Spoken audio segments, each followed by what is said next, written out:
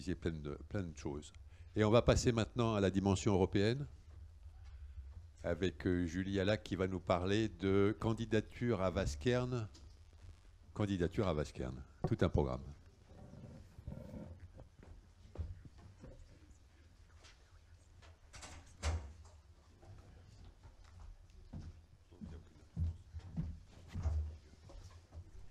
Bonjour à tous. Est-ce que vous m'entendez bien? Oui. Tout d'abord, j'ai mes deux collègues dont je parlais tout à l'heure qui sont arrivés dans la salle, donc elles vont se présenter. Bonjour à tous, moi je suis Gloria Somalo, chargée de mission scientifique et formation au Vaskern. Bonjour à tous, je suis Treasure, le chargé de communication Vaskern. Et en anglais, ça fait quoi? In English? Okay. Hello everyone, my name is Treasure and I'm the communication officer for Vaskern. Merci. C'est la dimension européenne. Voilà. Du coup, je m'appelle Julie Alac, je suis chef de projet Vaskern.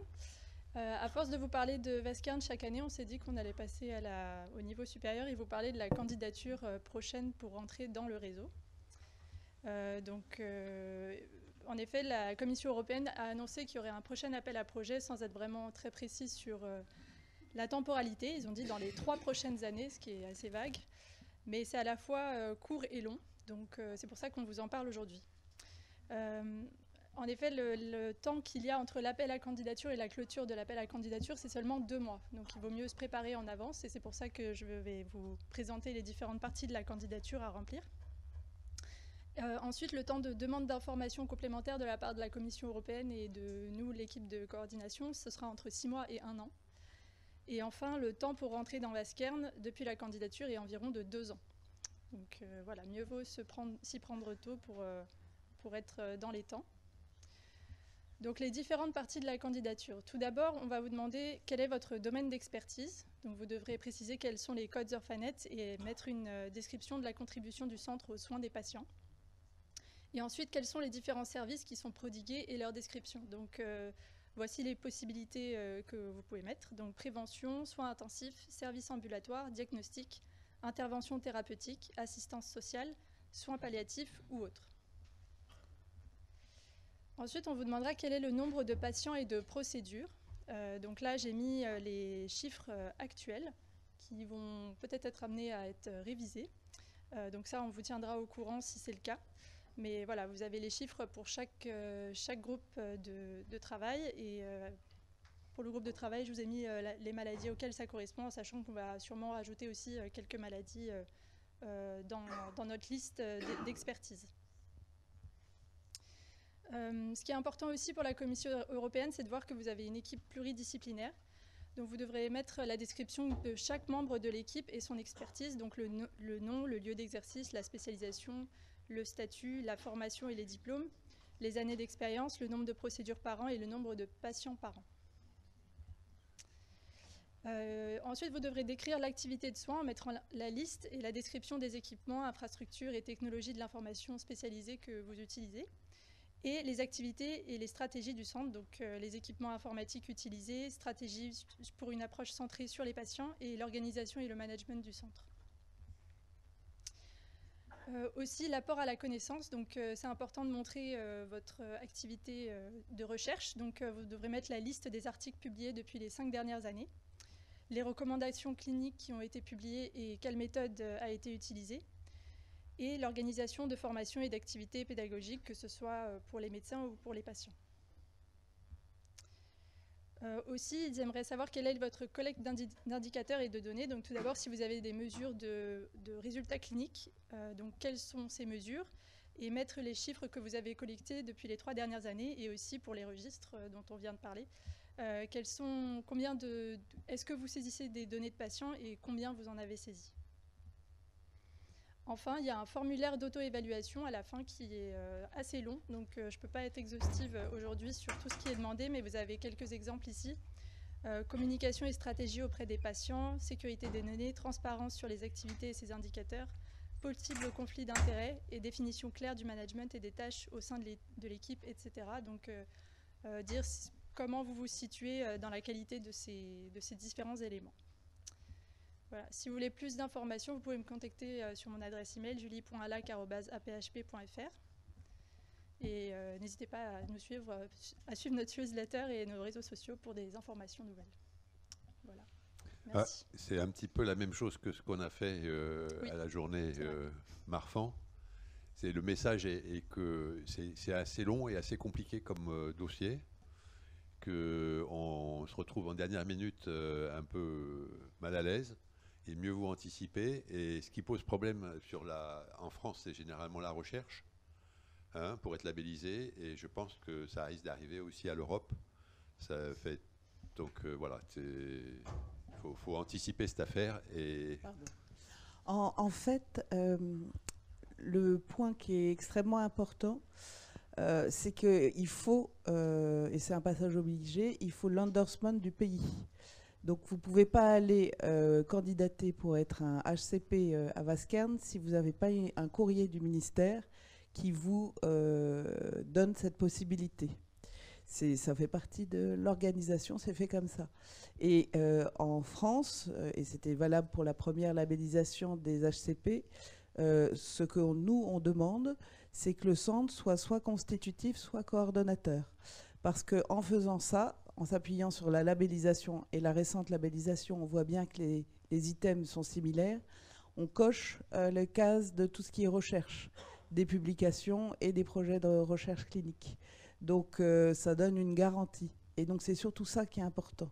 Et comme on a quelque chose de très structuré en France par rapport à cette labellisation, c'est plutôt bien vu après par la Commission européenne sur la qualité de nos endorsements. Donc c'est un peu un sauf-conduit. voilà, donc ça est pour les nouveaux centres de référence qui ne sont pas dans HCP, dans l'ERN. Donc l'idée était initialement de commencer doucement, etc. Et là, la prochaine vague qui arrivera, on ne sait pas très bien quand. Peut-être 3 ans, c'est un peu optimiste. C'est ce qu'ils nous ont dit. On a eu une enquête, donc moi je siège au conseil d'administration à la Commission européenne pour les réseaux européens de référence. Chaque pays a un membre qui est désigné et c'est ces membres, ces 27 pays de l'UE qui ensuite valident les HCP après toutes les candidatures ou aussi dévalident, délabellisent un HCP. Ça s'est vu lors de la dernière labellisation. Et donc, on a eu, tout prend pas mal de temps, mais on a eu une enquête déjà pour savoir chaque pays membre ce qu'il souhaitait. L'idée étant de pas non plus ouvrir trop la porte parce qu'il y a déjà des ERN qui ont énormément, enfin notamment avec les Italiens, je dirais que les Italiens sont 3 fois plus importants que les autres pays et donc ça déstabilise un peu, je dirais, l'ERN. Mais l'idée, c'est quand il y a des manques dans les pays en termes de bien repérer là où ça manque, qu'il puisse y avoir quelque chose d'un peu plus ciselé. Et s'il y a des HCP qui n'étaient pas centre de référence maladies rares, des candidats qui n'étaient pas centre de référence à la dernière labellisation, c'est typiquement, je pense, ce genre de candidat, mais toujours sous validation de l'ERN, qui pourrait prétendre. Mais l'idée, c'est pas d'ouvrir non plus trop les vannes parce que les coordonnateurs de l'ERN sont quand même un peu inquiets de pouvoir continuer à piloter leur ERN de façon dynamique et fluide. Et c'est un des risques d'ouvrir trop les HCP dans un ERN. Alors dans Vaskern, on a été assez limitatif au début puisqu'on avait un centre français par Rare Disease Working Group. Hein? Non, c'était assez restrictif. Donc du coup, il reste du potentiel. On n'est pas débordé par le nombre, sauf qu'on risque d'être débordé par le nombre, parce qu'en fait, on est un peu comme dans la filière, avec des pathologies qui sont très différentes les unes des autres, et ça fait presque des ERN différents. Donc c'est presque comme si on avait 6 ERN à l'intérieur de notre ERN. Voilà, donc ça risque d'être un peu... Mais bon, donc l'idée, ça va être quand même d'ouvrir. Et donc ce qu'on veut faire en tant que filière, donc là je prends la casquette filière, c'est de favoriser le maximum de centres de référence qui souhaitent devenir centre européen, HCP, et donc aujourd'hui vous mettre dans la tête que voilà, c'est un horizon, et que si Julie peut vous aider, vous donner des documents, etc., c'est une bonne façon de se poser le question, parce que ça prend un certain temps pour tout vous dire. Oui. Quelles sont les retombées attendues dans le label ERN? Vous attendez à recevoir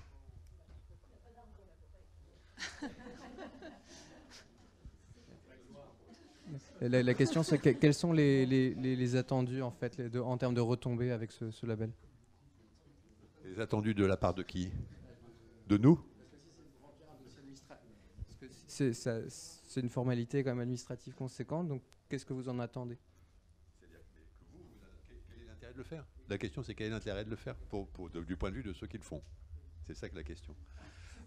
D'accord. Eh bien alors, la réponse est simple. D'abord, il n'y a pas d'argent. Ça, c'est la première chose. Après, il y a le logo ERN qui permet d'être mieux placé quand on fait des demandes de fonds pour des projets de recherche. C'est un plus que d'être un réseau reconnu au niveau européen. Ensuite, on a accès, enfin dans les cas dans Vaskern, on organise des réunions mensuelles.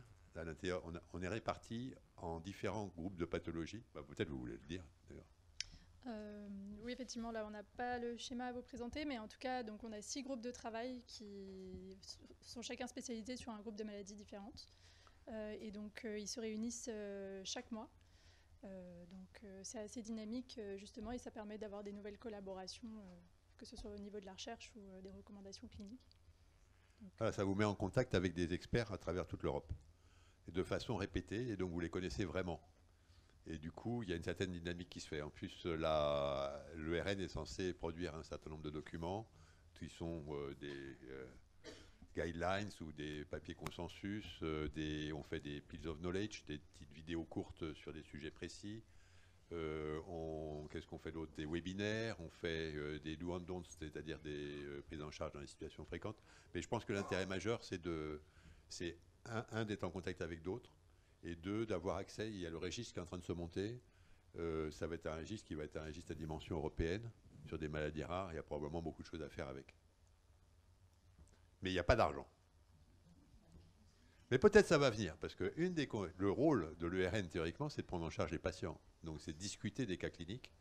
Et donc pour ça, il y a un outil merveilleux qui s'appelle le CPMS, Clinical Patient Management System, qui a été tellement merveilleux qu'il est tombé en désuétude, et qu'il y a une deuxième version du CPMS qui apparaît, et qui devrait permettre de pouvoir discuter simplement des patients avec d'autres experts à travers l'Europe. Voilà. Donc c'est aussi un autre intérêt. Mais il faut être un peu motivé, et puis on en retire ce qu'on y met. C'est-à-dire que si on n'y met rien et qu'on n'y va pas, il ne se passera pas grand-chose. Mais il y a du potentiel, je pense que c'est un outil qui commence à prendre forme par rapport à ce que c'était au début. Et puis Vaskern, ça marche très très bien quand même. oui, c'est vrai. Ça marche très bien grâce aux médecins qui font partie du réseau. On a été évalué par l'Europe. Oui, donc au niveau du réseau, on a obtenu 98% de taux de succès. Je pense que c'est la meilleure note. Ouais. Donc bienvenue si vous voulez jouer avec nous. Et là où ça peut être vraiment très intéressant, c'est qu'on est beaucoup sur la partie soins aussi, puisqu'on fédère des centres de référence HCP partout en Europe. Et il faut voir que nous, notre ministre Catherine Vautrin, avait porté l'idée que la France, mais il y a 23 autres pays en Europe, qui portent à ce qu'on ait un plan européen maladies rares, qui s'articulera avec notre plan national. Et c'est clair que ce plan européen maladies rares s'appuiera énormément sur les ERN. Donc c'est vraiment une suite logique. Donc c'est important pour nous d'avoir des ERN bien identifiés et solides. Voilà, je vous propose que vous avez compris qu'il fallait vous préparer. Est-ce qu'on passe à... Alors, tu veux dire... Il y a Summer School. Ah, je t'avais oublié. On a fait Erasmus. Donc on a voilà, Oui. action clé. Voilà, parlez-en parce que... Non, c'est vrai, j'y ai pensé quand vous parliez, mais après j'ai oublié de le dire, effectivement. tellement de choses. On a fait une première édition de la Summer School qui est cofinancée par le projet Erasmus+. Donc on a des étudiants de 23 pays européens qui vont venir à Paris en septembre pour suivre des cours sur les différentes maladies rares du réseau. Donc le but, c'est vraiment de former la prochaine génération d'étudiants européens à ces maladies rares et aussi s'étendre géographiquement. Donc voilà, ça va permettre de aussi créer des liens, que ce soit entre les étudiants ou alors avec nos médecins et les étudiants pour perpétuer le réseau. Moi, j'ai juste un petit conseil pour ceux qui veulent se lancer. On est HCP pour une autre filière. Il faut vous faire très copain avec votre direction qualité. Il faut commencer à être copain avec eux parce que, en fait, il y a un énorme dossier à faire côté quelles sont les ressources dans l'hôpital, qu'est-ce que vous avez mis en place pour la formation des patients quand ils rentrent à l'hôpital, etc. En fait, c'est des choses complètement transversales. Et qui ne sont pas de notre travail directement, quoi. Et donc nous, il y a vraiment une directrice qualité, enfin quelqu'un de la direction qualité qui nous a beaucoup aidés. Et on n'y pense pas forcément tout de suite, ça. Oui, les plateformes peuvent beaucoup aider à vous oui, ou via les plateformes. Mais en tout cas, il faut penser à toute cette partie-là avec laquelle on n'est pas du tout familière. C'est un peu administratif, mais bon, oui, comme on a déjà un certain nombre d'HCP en France, on peut vous aider. Et il y a déjà vos hôpitaux sont peut-être déjà validés dans d'autres ERN, donc là aussi, il y a tout le côté administratif peut être mutualisé. Bon, je pense que